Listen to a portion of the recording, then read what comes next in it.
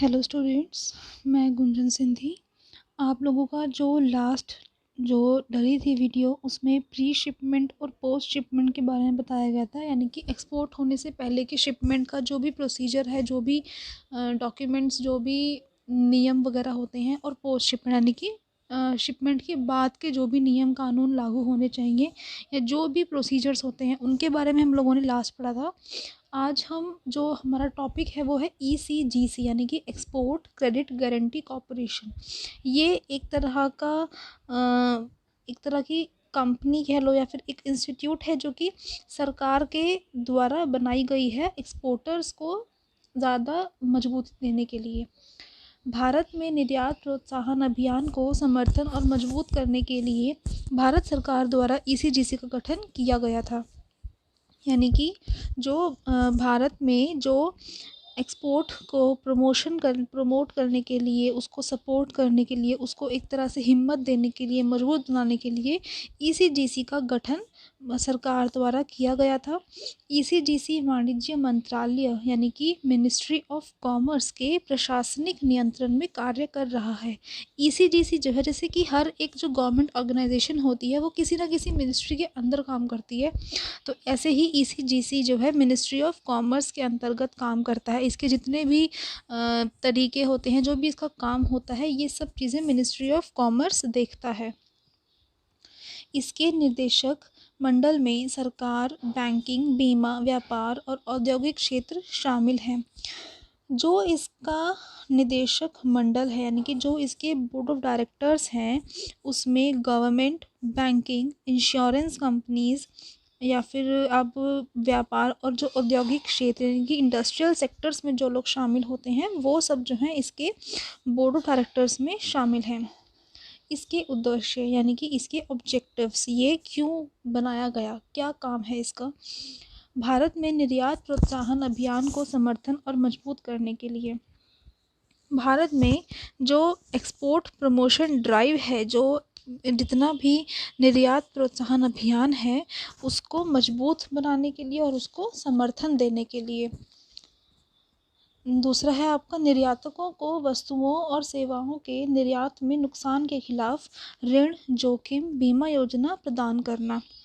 अगर कुछ नुकसान होता है एक्सपोर्टर को एक्सपोर्ट करने के समय पर, जो भी रिस्क हैं, जो भी गुड्स और सर्विसेज के लिए अगर उसको कुछ नुकसान होता है, तो उसके लिए भी एक इंश्योरेंस जो है ECGC प्रोवाइड करता है एक्सपोर्टर्स को।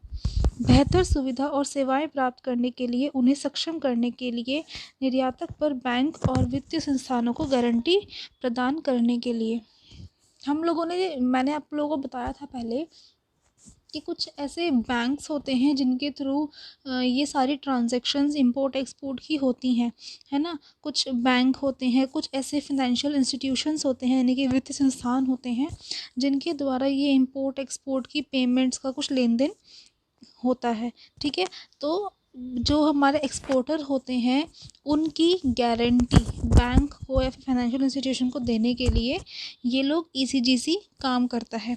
ये जो है एक्सपोर्टर के बिहाफ पर बैंक्स को गारंटी देता है। ठीक है, तो ये है ECGC का काम। अगला है आपका टॉपिक मानक नीतियाँ यानी कि स्टैंडर्ड पॉलिसीज़। यानी कि कौन सी पॉलिसीज़ हैं जो एक्सपोर्टर को मिलती हैं ECGC के तहत। कौन सी पॉलिसीज़ के लिए एक्सपोर्टर किन किन पॉलिसीज़ को अडॉप्ट करके एक्सपोर्टर काम करता है। ठीक है, ये ऐसी कुछ स्टैंडर्ड पॉलिसीज़ हैं, 4 पॉलिसीज़ हैं ये।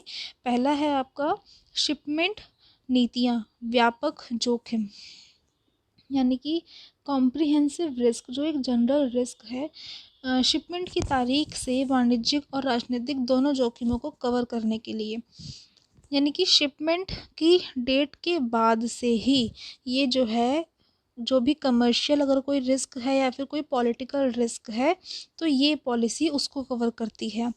दूसरी पॉलिसी है आपकी शिपमेंट नीति राजनीतिक जोखिम के तहत, यानी कि पॉलिटिकल रिस्क के तहत। ये केवल राजनीतिक जोखिमों को कवर करने के लिए होती है, यानी कि जो शिपमेंट कॉम्प्रिहेंसिव रिस्क पॉलिसी है, वो तो आपकी कमर्शियल और पॉलिटिकल दोनों ही रिस्क को कवर करती है, लेकिन शिपमेंट पॉलिटिकल रिस्क पॉलिसी जो है ये सिर्फ पॉलिटिकल रिस्क को ही कवर करती है। थर्ड है आपकी अनुबंध व्यापक जोखिम नीति यानी कि contract comprehensive risk policy. Comprehensive risk contract policy ये भी जो है आपके कमर्शियल और पॉलिटिकल रिस्क दोनों ही कॉन्ट्रैक्ट की डेट के बाद से ही, तुरंत बाद से ही ये उन दोनों रिस्क को कवर करती है। और इसी तरह से चौथा है आपका अनुबंध राजनीतिक जोखिम नीति यानी कि कॉन्ट्रैक्ट पॉलिटिकल रिस्क पॉलिसी। ये जो है ये शिपमेंट और अनुबंध की तारीख से केवल राजनीतिक जोखिम को कवर करने के लिए होती है। ये हमारी 4 पॉलिसीज़ हैं, shipment comprehensive risk policy, shipment political risk policy, contract comprehensive risk policy और कॉन्ट्रैक्ट पॉलिटिकल रिस्क पॉलिसी। इन सब में डिफरेंस आप लोगों को कुछ कुछ समझ आ भी गया होगा। थोड़ा शॉर्ट में डिफरेंस इन सब में ये है कि जो आपके कॉम्प्रिहेंसिव रिस्क हैं, चाहे वो शिपमेंट पॉलिसी हो या चाहे वो कॉन्ट्रैक्ट पॉलिसी हो, ये तो आपके कमर्शियल और पॉलिटिकल दोनों ही रिस्क को कवर करता है। लेकिन जो आपकी पॉलिटिकल रिस्क हैं, चाहे वो शिपमेंट पॉलिसी का हो चाहे वो कॉन्ट्रैक्ट पॉलिसी का हो, पॉलिटिकल रिस्क यानी कि राजनीतिक जो जोखिम वाले आपके दोनों नीतियां हैं, ये सिर्फ और सिर्फ राजनीतिक जोखिम को ही कवर करते हैं।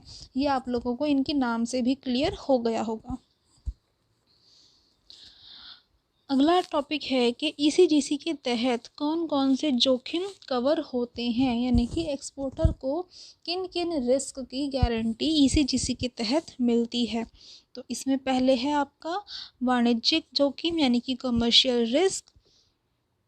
इसका पहला है माल के गैर भुगतान जो स्वीकार किए जाते हैं, यानी कि जो गुड्स हैं, जो एक्सपोर्टर ने गुड्स दिए हैं उसकी अगर कोई नॉन पेमेंट है, यानी कि अगर कोई उसका भुगतान नहीं किया गया है, तो वो जो जोखिम है, वो जो रिस्क है, वो ईसीजीसी ही उसकी जिम्मेदारी लेता है। ईसीजीसी चाहे खुद पेमेंट करे चाहे वो इम्पोर्टर से जैसे मर्जी पेमेंट निकलवाए, लेकिन उसकी जो जिम्मेदारी है वो ईसीजीसी लेता है।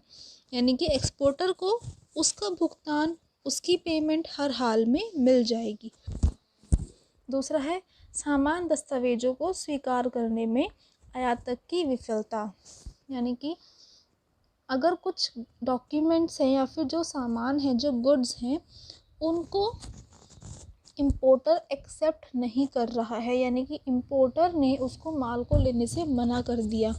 एक्सपोर्टर ने तो माल बना दिया ऑर्डर के मुताबिक, लेकिन अब इम्पोर्टर उस माल को लेने से मना कर रहा है, तो वो जो एक रिस्क एक्सपोर्टर के सर पर मंडराता रहता है, उस रिस्क को भी, उस जोखिम को भी ईसीजीसी ही कवर करता है।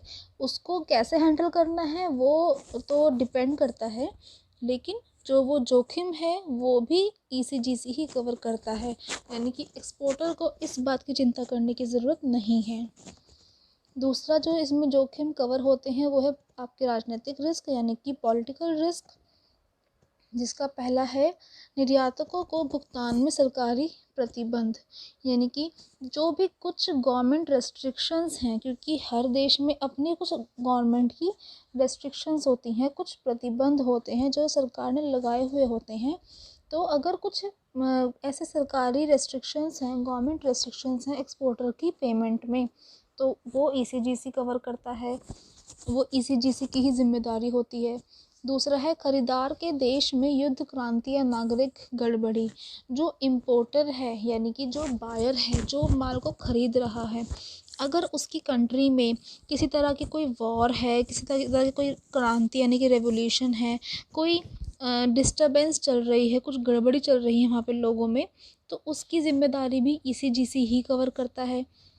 थर्ड है शिपमेंट अनुबंध की तारीख के बाद आयात देश में आयात नीति बदलना, यानी कि जो शिपमेंट और जो कॉन्ट्रैक्ट है वो सब चीज़ें साइन होने के बाद अगर कुछ इम्पोर्टर की कंट्री में कुछ इम्पोर्ट पॉलिसीज़ में कुछ चेंज होता है, तो वो भी ज़िम्मेदारी ईसीजीसी की ही बनती है कि उन चीज़ों को वो कैसे हैंडल करता है। इन सब चीज़ों में एक्सपोर्टर को किसी भी तरह की चिंता करने की ज़रूरत नहीं होती। ये तो हमने पढ़े ही जो जो जोखिम ईसीजीसी के अंदर कवर होते हैं। कुछ ऐसे जोखिम हैं जो ईसीजीसी कवर नहीं करता, वो कौन से हैं? माल की प्रकृति में निहित का कारण बनता है, यानी कि अगर माल की प्रकृति कुछ ऐसी है कि वो मतलब कुछ नेचर के बदलाव से, कुछ प्रकृति के बदलाव से कुछ उसमें चेंज अगर होता है या माल में, जैसे कुछ ऐसे आपके खाने की चीज़ें होती हैं ना कि वो आप फ्रिज में ही रखो तो ही वो सेफ़ रहती हैं, गर्मी में वो ख़राब हो जाती है। तो इस तरह की अगर कुछ चीज़ है आपका माल जो कि प्रकृति के प्रभाव से उसमें कुछ बदलाव आ सकता है, तो वो ज़िम्मेदारी ईसीजीसी की नहीं होती है। वो आपको ही देखना होता है कि आप उस माल को कैसे भेज रहे हो, किस टेम्परेचर में भेज रहे हो, तो वो ज़िम्मेदारी ईसीजीसी की नहीं होती है। सेकंड है विनिमय में उतार चढ़ाव, यानी कि कुछ जो एक्सचेंज फ्लक्चुएशंस होती हैं, अगर कुछ जो करेंसी है उसमें कुछ फ्लक्चुएशन हो रही है तो वो ज़िम्मेदारी भी ईसीजीसी की नहीं है, वो भी ज़िम्मेदारी आपकी ही है। आपकी पेमेंट है तो वो आपको ही देखना है कि आप किस करेंसी में, किस करेंसी के मुताबिक आप डील कर रहे हो। थर्ड है दस्तावेज में विसंगति, यानी कि अगर डॉक्यूमेंट्स में कुछ गड़बड़ है तो वो भी ज़िम्मेदारी आपकी ही है। डॉक्यूमेंट्स में गड़बड़ ईसीजीसी नहीं देखेगा, वो आपको ही देखना होगा। थर्ड है निर्यातक या एकत्रित बैंक के किसी भी एजेंट का दिवाला डिफ़ॉल्ट।